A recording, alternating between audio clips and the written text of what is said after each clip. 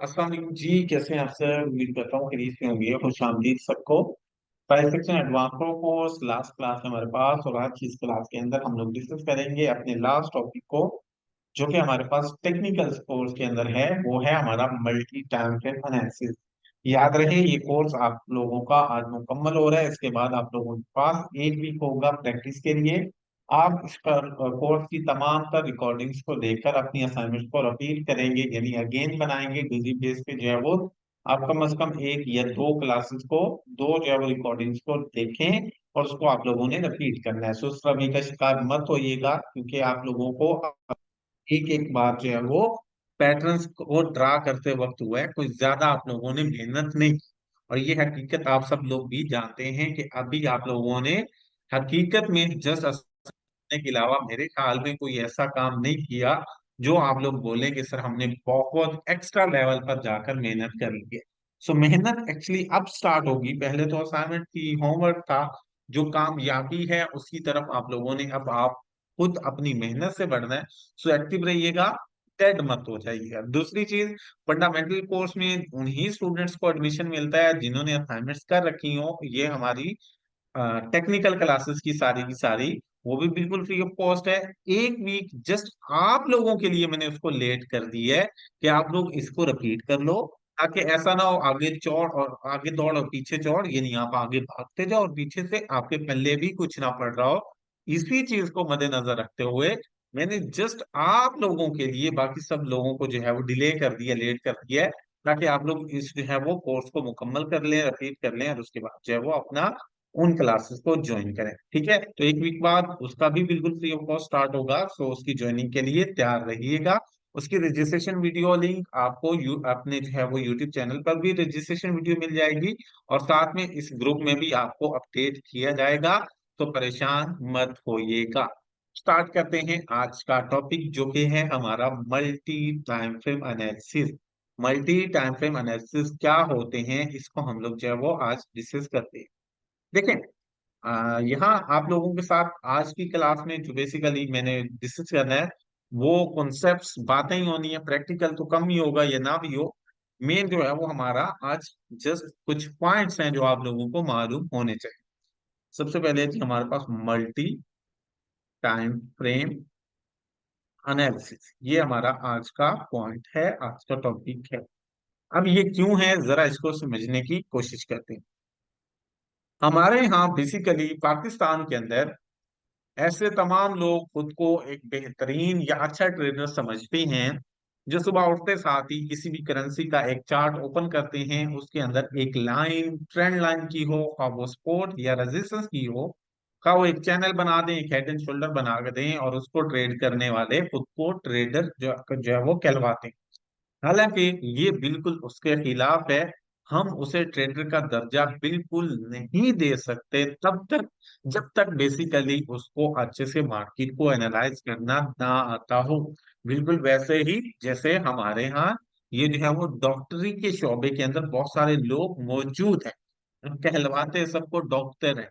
चाहे वो एक अताई हो, यानी उसको आता जाता कुछ भी ना हो, हमारे मोहल्ले के किसी कोने में बैठा हो, और हम लोग उसे भी डॉक्टर बोल रहे हैं, लेकिन हकीकत में डॉक्टर वो कहलवाएगा जो बेसिकली पेशेंट को समझे, तमाम तरह को जानता हो, और उनके बारे में अच्छे से इल्म नॉलेज रखता हो।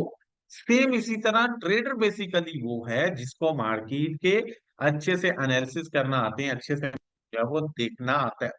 अब क्या होता है हमारे यहाँ ये होता है कि हम लोग मॉर्निंग में उठते हैं, उसके साथ ही बगैर किसी प्लान के, बगैर किसी चीज को देखे ट्रेड करना स्टार्ट कर देते हैं। ट्रेड करने के लिए भी हम लोग कुछ एक्स्ट्रा एफर्ट्स तो करने से रहे, हम लोग क्या करते हैं, उसके साथ ही किसी भी एक करेंसी का एक चार्ट ओपन किया, ओपन करके उसके अंदर जो है वो एक पैटर्न ढूंढा, और उस पर ट्रेड करना स्टार्ट कर दिया, जो कि टोटली सरासर गलत होता है। एक बेहतरीन प्रोफेशनल कामयाब ट्रेडर का ये प्लान कभी भी नहीं होता। एक कामयाब बेहतरीन ट्रेडर जो होता है, वो मॉर्निंग में सबसे पहले जो एम लेकर उठता है या जो पॉइंट लेकर उठता है, वो होता है उसका फ्रेश माइंड सेट। यानी पूरे होशो हवास में, पूरे जो है वो माइंड सेट को रिलैक्स करके उठता है। सबसे पहले फ्रेश माइंडसेट, एक प्रोफेशनल एक बेहतरीन ट्रेडर क्या करेगा, फ्रेश माइंडसेट लेकर उठेगा। और इसका क्या मतलब हुआ, इसका मतलब ये है कि जब आप किसी परेशानी में जो है वो मौजूद हो, आपको किसी भी किस्म की परेशानी हो, टेंशन हो, क्या आप एक बेहतरीन अच्छा फैसला कर सकते हैं। आप खुद एक मुसीबत में फंसे हो क्या आप एक अच्छा फैसला कर सकते हैं, आप खुद परेशानी में हो क्या आप एक अच्छा फैसला कर सकते हैं, आप गुस्से में हो क्या आप अच्छा फैसला कर सकते हैं। नो, ये पॉसिबल नहीं है। सो अगर आपने एक अच्छा कामयाब ट्रेडर बनना है तो उसके लिए पहली शर्त आपका फ्रेश माइंडसेट, यानी मेंटली तौर पर आप टोटली रिलैक्स्ड हो। देन आप अपने ट्रेडिंग डे की शुरुआत करें, जो कि आपके लिए एक बेहतरीन पॉइंट साबित होगा। सेकंड नंबर पर जब भी आप लोगों ने उठना है, उसके साथ ही आप लोगों ने ट्रेड नहीं करनी मत कीजिएगा। उठते साथ ही सबसे पहला काम जो होता है वो होता है न्यूज कैलेंडर को देखने का। यानी इस चीज को देखना होता है कि आज एक्चुअली आपके पास किस करेंसी की कौन सी न्यूज आने वाली है और उसके बारे में क्या बताया जा रहा है, क्या उसके बारे में पेशन गोइयां की जा रही हैं। Fresh mindset, then news calendar, ये दो चीजें देखने के बाद उसके बाद अपना एक प्रॉपर प्लान जो डिजाइन किया होता है उसको देखना, उसको याद करना, उसको जो है वो फॉलो करना। या इसके अलावा भी काफी सारे पॉइंट्स हो सकते हैं जो कि रफ्ता रफ्ता इंशाल्लाह मैं मजीद आपको आगे आने वाले वीडियोस में, जो कि यूट्यूब चैनल पर इंशाल्लाह अपलोड होती रहेंगी, उनमें मैं समझाता रहूंगा। अभी अगर हम उनको डिस्कस करेंगे तो फिर हमारा आज का जो टॉपिक है वो रह जाएगा। ठीक है। न्यूज कैलेंडर, अब न्यूज कैलेंडर के लिए आप लोगों को बेसिक में ही बताया था कि हम लोग फॉरेक्स फैक्ट्री वेबसाइट का इस्तेमाल करेंगे। फॉरेक्स फैक्ट्री वेबसाइट के अंदर कैलेंडर का ऑप्शन होता है, उस पर क्लिक करें तो आपको तमाम के तमाम पेयर्स नजर आ जाएंगे जिनकी न्यूज़ेस होती हैं। वो तमाम करेंसीज, उनका टाइम, उनका नेम शो हो जाएगा जहां एक्चुअली जिस पेयर की जो न्यूज आने वाली होती है। ठीक है। जब ये दोनों चीजें क्लियर हो जाएं, अपने जो है वो ट्रेडिंग प्लान को आप लोग जो है वो पढ़ लें, उसको समझ लें। उसके बाद अगला पॉइंट होता है अब आप आकर मार्केट के चार्ट को एनालाइज करना स्टार्ट करें। अब मार्केट के चार्ट को एनालाइज करने का बेहतरीन तरीका ये नहीं है कि आप उसको एक ही तरफ से देखें, एक ही टाइम फ्रेम में देखें और उसमें ट्रेड करना स्टार्ट कर दें। जैसे कि आप किसी भी चीज की जांच पड़ताल करना चाहते हैं, तो क्या कभी ऐसा हुआ है कि हम एक नजर देखें और हम बोलें कि नहीं मैंने इसकी अच्छे से जांच पड़ताल कर ली है, ये ठीक है। ऐसा कभी हुआ है? नहीं हुआ। जांच पड़ताल करने के लिए क्या करते हैं, हम उसको डिफरेंट एंगल से, डिफरेंट व्यू से, डिफरेंट पॉइंट से, ऊपर नीचे उल्टा सीधा करके फिर तब तक देखते रहते हैं जब तक हम खुद सेटिस्फाइड नहीं होते। वालेकुम सलाम। जब तक हम लोग खुद सेटिस्फाइड नहीं होते। सेम इसी तरह हमारे पास क्या है कि हम लोगों ने जब किसी भी करेंसी को एनालाइज करना है, उसके बारे में जानना है, उसकी जांच पड़ताल करनी है, उसके नेक्स्ट को प्रिडिक्ट करने की कोशिश करनी है, तो देन हम लोगों ने एक व्यू नहीं अपनाना, एक टाइम फ्रेम में उसको नहीं देखना। हमेशा जब भी हम लोग एनालिसिस करेंगे किसी भी पेयर का, फॉर एग्जांपल पोस्टमार्टम, यानी उसको जो है वो समझने की कोशिश कर रहे होंगे, तो देन हम लोगों ने यूज करना है multi time frame analysis. Multi का मतलब क्या होता है, sorry, multi time frame analysis का मतलब क्या होता है, इसको समझकर फिर अगले पॉइंट की तरफ बढ़ते हैं। मल्टी टाइम फ्रेम एनालिसिस का मतलब है आप उस करेंसी के डिफरेंट, एक से ज्यादा टाइम फ्रेम्स के अंदर उस करेंसी को देखें और उस करेंसी को आप लोग जो है वो एनालाइज करने की कोशिश करें। ठीक है। Multi time frame analysis, Waqas आप शायद देखो मैसेज कर दें, वो ऐड कर देंगे। ठीक है। अच्छा, मल्टी टाइम फ्रेम एनालिसिस मैं रिकॉर्डिंग सेंड कर दूंगा, don't be worry.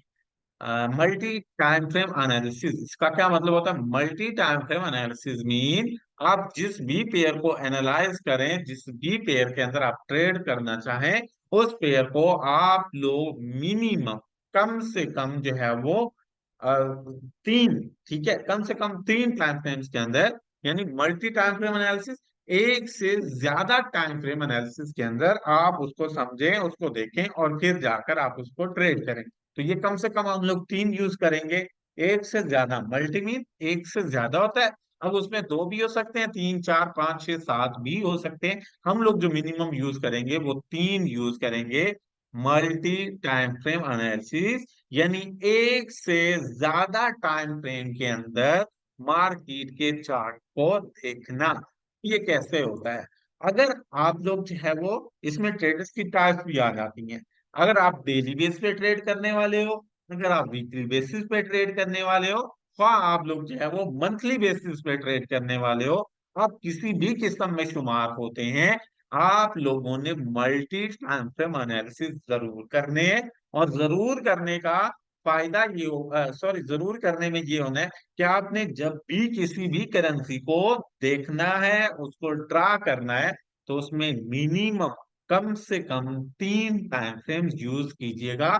3 time frames को मद्देनजर रखते हुए आप लोगों ने क्या करना है, 3 टाइम फ्रेम्स को मद्देनजर रखते हुए आपने उस चार्ट को एनालाइज करना है। तो आप स्टार्ट करें, किसी भी टाइम में आते हैं, डज नॉट मैटर, मैटर करता है मल्टी टाइम फ्रेम एनालिसिस। आप बड़े हैं, बड़े टाइम के लिए ट्रेड करना चाहें देन भी, छोटे टाइम के लिए ट्रेड करना चाहें देन भी, कम से कम मार्केट को 3 टाइम फ्रेम्स के अंदर जरूर देखना है। अब कैसे, जरा उसको भी हम लोग समझने की कोशिश करते हैं। पहले नंबर पे हमारे पास आ जाता है, कुछ लोग ऐसे होते हैं जो चाहते हैं हम लोग डेली बेसिस पे ट्रेड करें। कुछ लोग चाहते हैं हम लोग डेली बेसिस पे ट्रेड करें, कुछ जो है वो वीकली, और कुछ हमारे पास आ जाते हैं जो हमारे पास मंथली भी या मोर देन मंथ जो है वो ट्रेड कर सकते हैं। ठीक है, तो ये 3 टाइप्स आ जाती हैं बेसिकली ट्रेडर्स की भी हमारे पास, डेली, वीकली और मंथली।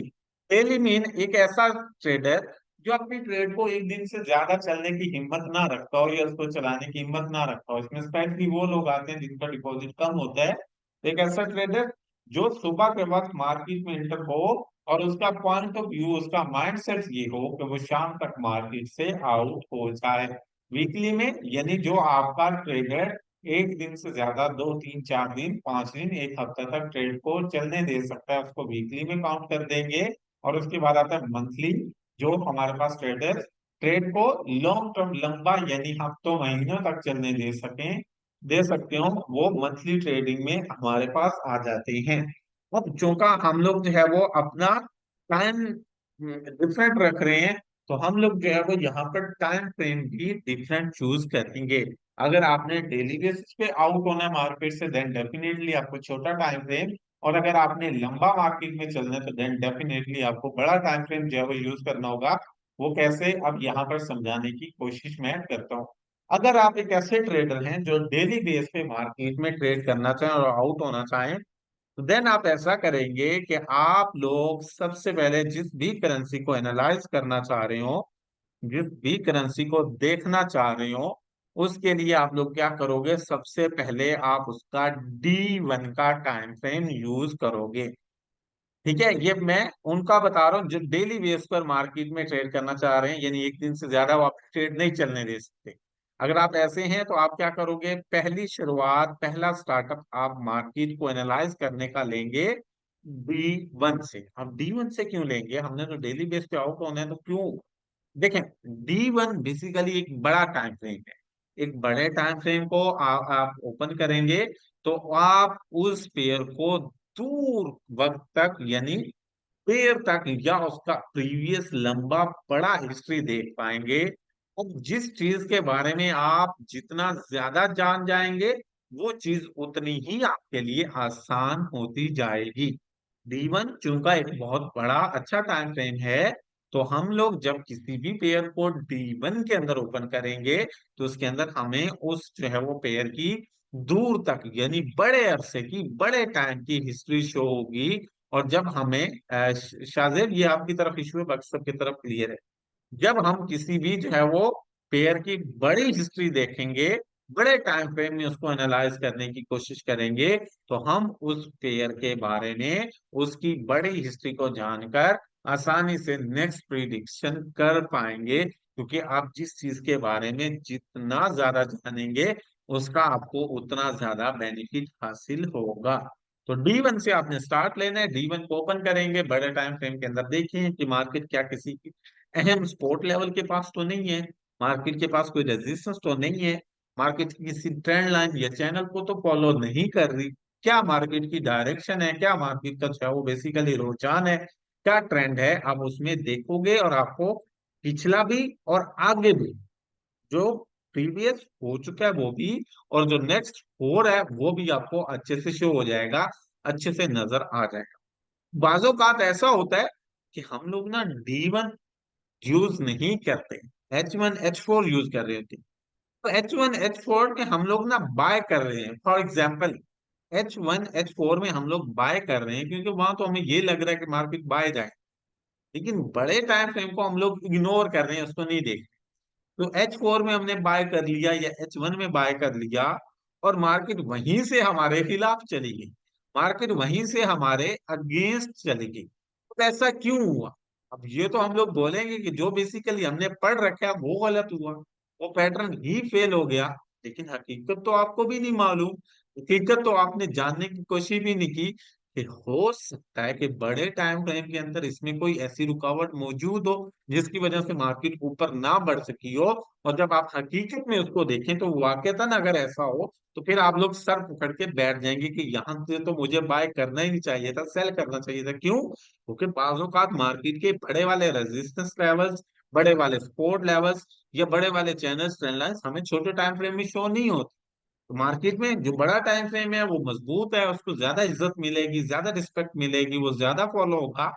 हम लोग छोटे में ट्रेड कर रहे होते हैं, बड़े में कुछ अलग, छोटे में कुछ अलग होता है, जिसकी वजह से खसारा होता है, नुकसान होता है, हमें फायदा नहीं होता। क्यों? क्योंकि हम पूरा उसको देख ही नहीं रहे। लेकिन जब आप मल्टी टाइम फ्रेम एनालिसिस करते हो तो इससे आपको ये वाजिया हो जाता है, क्या कहीं रुकावट तो नहीं है, क्या मार्केट कहीं रास्ते में रुक तो नहीं जाएगी, क्या H4 में जो है वो एलेक्स जो है वो मार्केट दिखा रही है D1 में। तो हकीकत ये है, हमें D1 को देखकर आप अगर उस हकीकत को जान पाएंगे। तो D1 का टाइम फ्रेम जब यूज करोगे तो आपको मार्केट की मूव की अच्छे से समझ आएगी, ट्रेंड के बारे में आप अच्छे से जान पाएंगे। समझ आई यहाँ तक?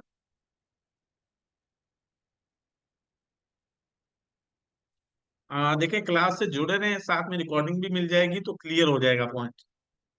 अगला जो हमारे पास नेक्स्ट पॉइंट है वो ये है कि D1 के बाद मार्केट में अच्छे वाले बड़े वाले जो है वो ट्रेंड को देखने के बाद, अच्छे वाले सपोर्ट रेजिस्टेंस देखने के बाद आप यूज करेंगे जो सेकंड टाइम फ्रेम। चूंकि आप D1 बड़ा टाइम फ्रेम है, इसमें ट्रेड कर नहीं सकते, तो हमें छोटे टाइम फ्रेम में आना होगा, छोटे टाइम में हमें जल्दी ट्रेड में।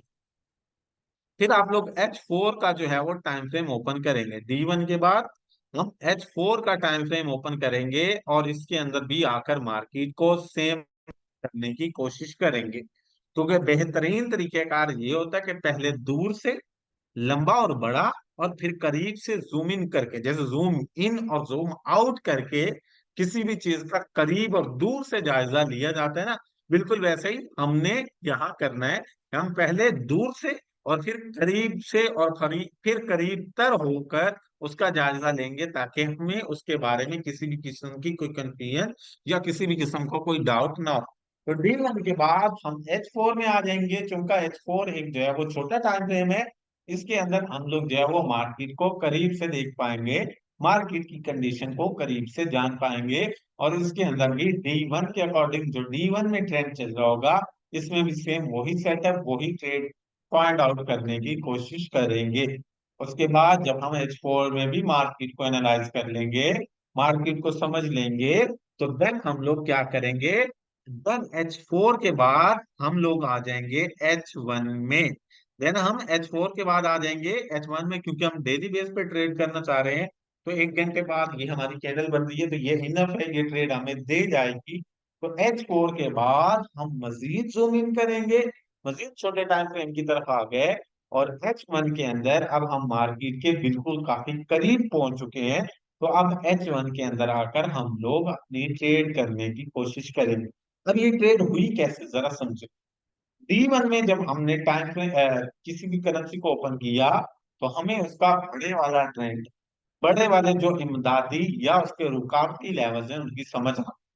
फिर हमने जब H4 में ओपन किया तो मार्केट को मजीद करीब से देखा, और सेम जिस डायरेक्शन में हमारा D1 का ट्रेंड चल रहा है, H4 में भी वही डायरेक्शन, वही चीज, वही पॉइंट, वही जो है वो ट्रेंड ढूंढने की कोशिश की। जब हमें वहां भी मिल गया तो देन अब हम जो है वो तीसरे टाइम पे, जो कि हमारे पास H1 है, उसके अंदर आ गए। H1 के अंदर भी हम लोग जो है वो मार्केट के काफी ज्यादा करीब हो गए, और अब हमें समझ आ चुकी है कि D1 में बाय ट्रेंड है।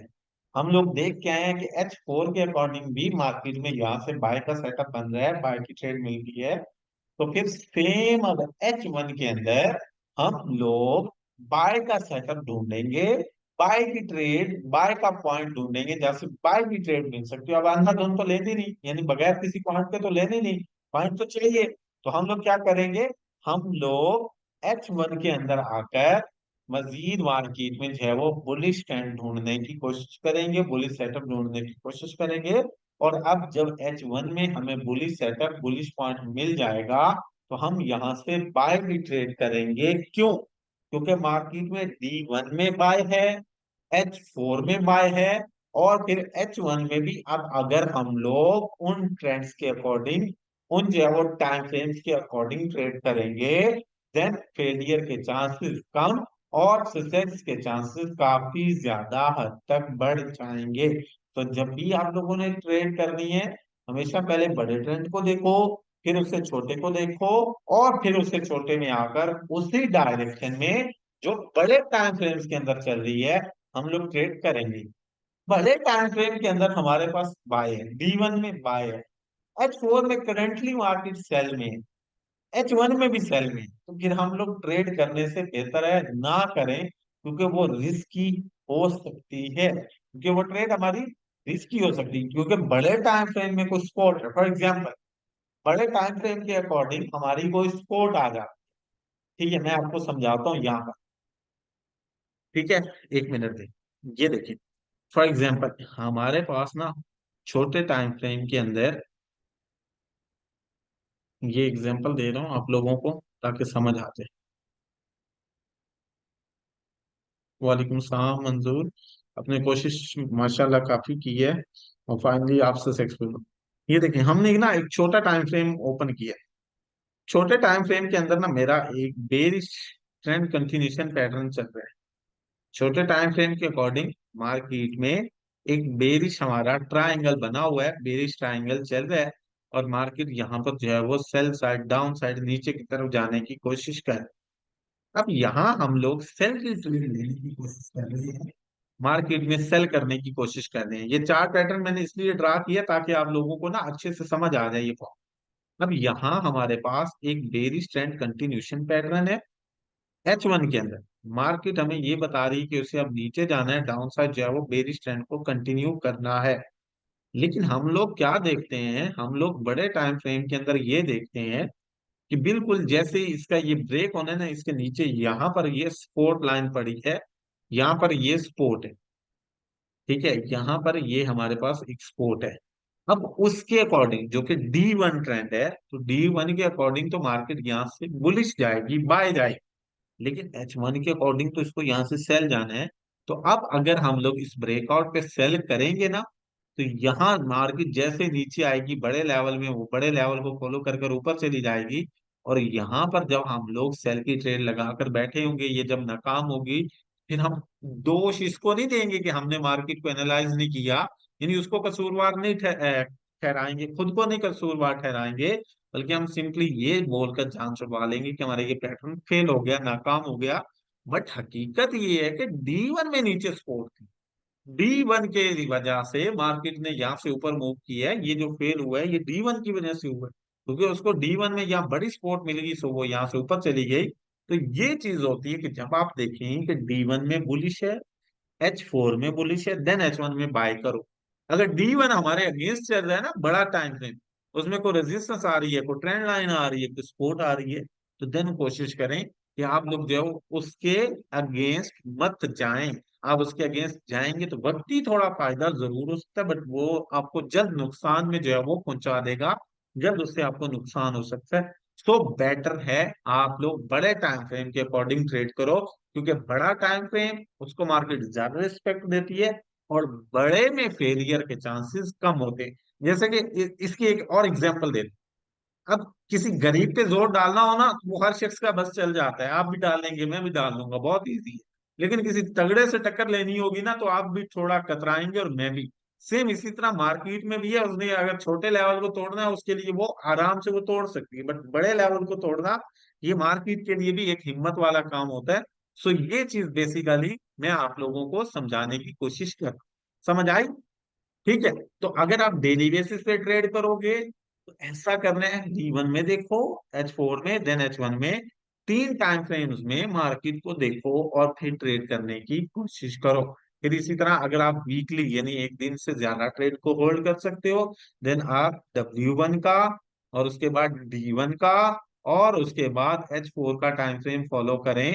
इससे आप लोगों को मजीद फायदा होगा।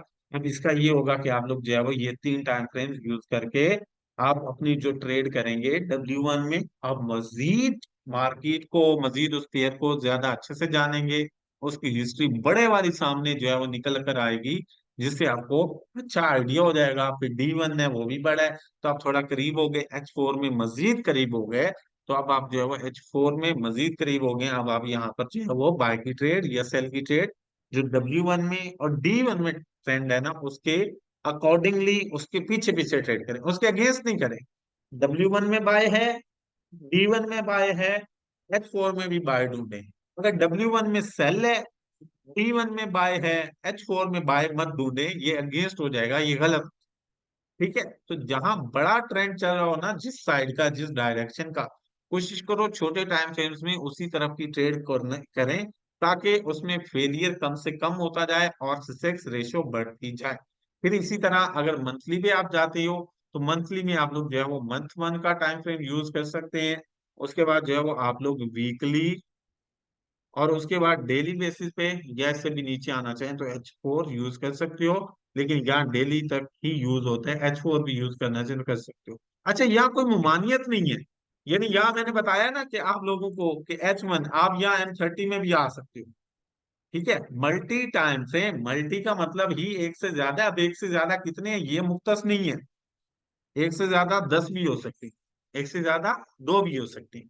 M30 में भी यहां तक आ सकते हो। ये इशू नहीं करता, मैटर नहीं करता। लेकिन जो आप लोगों को मेन पॉइंट समझाया वो ये है कि जो ट्रेंड, जो चीज बड़े टाइम फ्रेम में देखो, फॉलो उसी को करना। छोटे वाले टाइम फ्रेम को थोड़ा आप लोग जो है वो साइड पे ही रखना, थोड़ा उसको इग्नोर ही करना। देन आप लोगों को फायदा होगा, देन आप लोगों को समझ आएगी। समझ आ गई यहाँ तक सबको?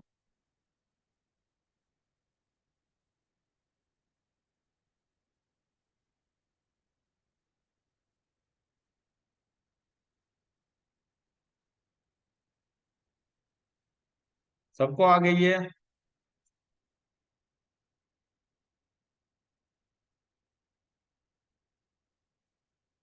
अच्छा, इसकी ना एक छोटी सी आप लोगों को एग्जांपल भी दे देता हूँ।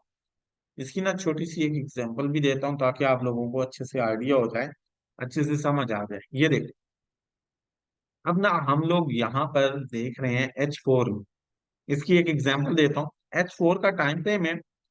H4 के अंदर मैं ये देख रहा हूँ कि एक बाय का ट्रेंड चल रहा है और मार्केट मुसलसल ऊपर जा रही है। ये H4 की बजाय भी आप लोग H2 H1 में भी आ सकते हो। H1 में आ गए। H1 में मुझे ये जो है वो मुसलसल नजर आ रहा है कि मार्केट में एक बुलिश बाय का ट्रेंड है और ग्राफ मुसलसल ऊपर की तरफ अप साइड जो है वो जाता जा रहा है। तो ग्राफ मुसलसल ऊपर की तरफ जा रहा है, बाय की तरफ जा रहा है, तो हम लोग यहाँ पर कौन सी ट्रेड करने की कोशिश करेंगे? हम लोग यहाँ पर बाय का सेटअप ही ढूंढेंगे। अब जिन्होंने नीचे से कर ली वो तो चलो फायदे में रह गए। अब जिन्होंने यहाँ टॉप पर आकर यहाँ से बाय किया, या यहाँ से बाय किया, या यहाँ से बाय किया, तो यहाँ तो आपके पास क्लियर कट बाय है ना।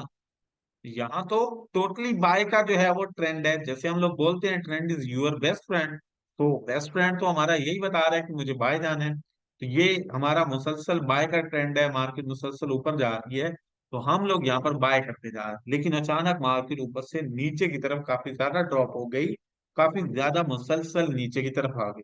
अब H4 में देखें तो ऐसा कुछ भी नहीं है, ना कोई रेजिस्टेंस है ना कोई रुकावट है, कोई है?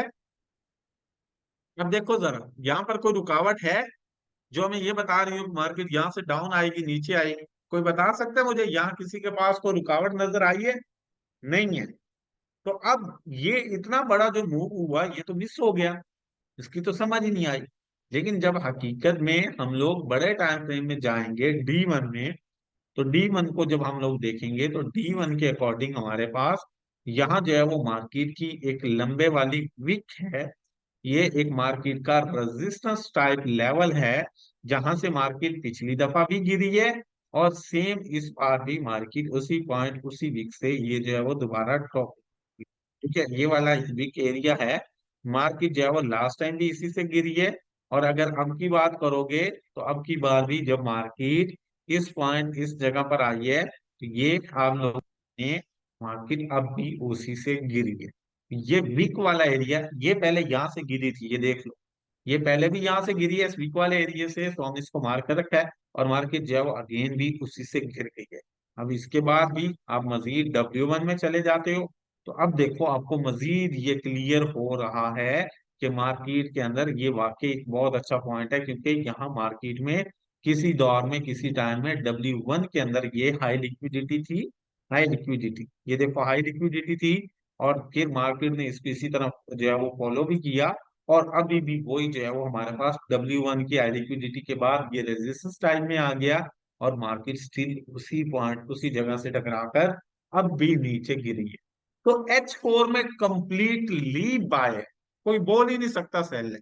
लेकिन अचानक इतना बड़ा ड्रॉप हुआ है, तो वो अब नजर आया क्यों हुआ है।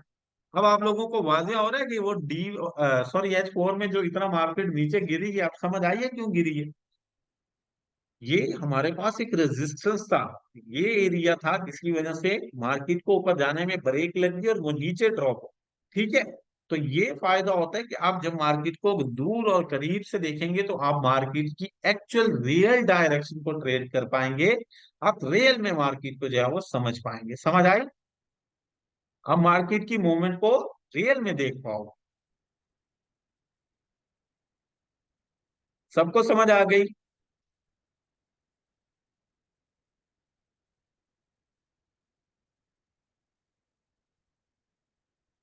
जल्दी से बताएं, 3 मिनट है। अच्छा, अब मैं आप लोगों को आज की असाइनमेंट बता देता हूँ। आज की असाइनमेंट ये है कि आप लोगों ने मल्टी टाइम फ्रेम एनालिसिस का जो है वो डेफिनेशन लिखना है कि मल्टी टाइम फ्रेम एनालिसिस क्या होते हैं। और आप कौन से ट्रेडर बनना चाहते हैं और कौन कौन से जो है वो टाइम फ्रेम्स पर आप मार्केट को जो है वो एनालाइज करेंगे। मार्केट को जो है वो आप ट्रेड करने के लिए किन किन जो है वो टाइम फ्रेम्स का इस्तेमाल करेंगे। ठीक है जी। देखिए, मैं यहाँ ट्रेड करने की बताऊं तो बिल्कुल मैं ट्रेड कर सकता हूँ। ये जो है वो हमारे पास कैंडल क्लोज हो गई है। ठीक है, इसके बाद जो है वो D1 के अंदर हम यहाँ कंफर्मेशन देकर जो है वो बाय करेंगे। D1 के अंदर अगर ये वाला एरिया, क्योंकि वहाँ एक रेजिस्टेंस टाइप में आ रही है, जैसे नीचे ब्रेक होगा आपकी ट्रेड वहां बन जाएगी। अच्छा, अपना ये सुन लें। असाइनमेंट, आज की असाइनमेंट ये है मल्टी टाइम फ्रेम एनालिसिस की तारीफ लिखना है। और ये बताना है कि आप लोग कौन सी ट्रेड करोगे, डेली, वीकली और मंथली। और आप लोग कौन कौन से टाइम फ्रेम्स में मार्केट को एनालिसिस एनालाइज करोगे। और सेम वही टाइम फ्रेम्स में आपने इस तरह जो है वो चार्ट को बनाकर, चार्ट को जो है वो डिजाइन करके भी दिखाना है, यानी चार्ट को एनालाइज करके भी दिखाना है, जो 3 टाइम फ्रेम आप लोग यूज करना चाहें। आज के assignment multi time frame analysis की तारीफ, साथ में आपने प्रैक्टिकली भी 3 टाइम फ्रेम के अंदर किसी भी एक एक पेयर को एनालाइज कर वो बताना है। होप सो आप लोगों को अच्छे से क्लियर हो चुका होगा। रिकॉर्डिंग में अभी सेंड कर देता हूँ। ये हमारी जो टेक्निकल क्लासेस हैं उनकी लास्ट क्लास है। होप सो आप सब लोगों ने इसे एंजॉय किया होगा, बहुत कुछ सीख। तो हिम्मत नहीं हारनी, प्रैक्टिस कंटिन्यू रखिएगा। आप अभी मास्टर नहीं बने। हकीकत आप लोग भी जानते हैं कि आप लोगों ने एक आध जो है वो अपना असाइनमेंट बनाने के बाद, एक आध चार्ट डिजाइन करने के बाद कुछ एक्स्ट्रा मेहनत की ही नहीं है, कुछ एक्स्ट्रा करने की कोशिश ही नहीं की। तो वो अब आप लोगों पे जिम्मेदारी आयद होती है कि आप खुद से एक्टिव हो जाएं, खुद से डेली बेस पे टॉपिक को रिपीट करें। सर, आप कौन सा टाइम फ्रेम यूज करते हो। मैं टाइम फ्रेम जो यूज करता हूँ वो मोस्टली, अगर मैं गोल्ड को ट्रेड करूँ, weekly, daily, H4 H1 M30 यहाँ तक। मंथली तो बहुत रेयर होता है, मंथली में नहीं जाता। लेकिन बाजू का चले जाते हैं, लेकिन जाता नहीं हूँ। वीकली, डेली, H4 H1 और M30 भी। अगर आपका गिफ्ट है और आप फेसबुक में एक्टिव थे तो आपको मिल जाएगा, सेंड होगी। ठीक है, होप सो आप लोगों ने इसे एंजॉय किया होगा। आज से प्रैक्टिस जो है वो मेहनत अच्छे से कंटिन्यू रखिएगा। आप लोगों का फंडामेंटल का कोर्स होगा और इसके अलावा ढेरों चीजें आप लोगों को सिखाई जाएंगी। बट परेशान मत होइएगा, पहले प्राइस सेक्शन क्लियर कर लो, फिर स्टेप बाय स्टेप आगे बढ़ते रहेंगे। ठीक है, तो आप लोगों के लिए आज की ये लास्ट क्लास थी। फंडामेंटल में दोबारा मिलेंगे, अपना ख्याल रखिएगा। मुझे दें इजाजत। अल्लाह हाफिज।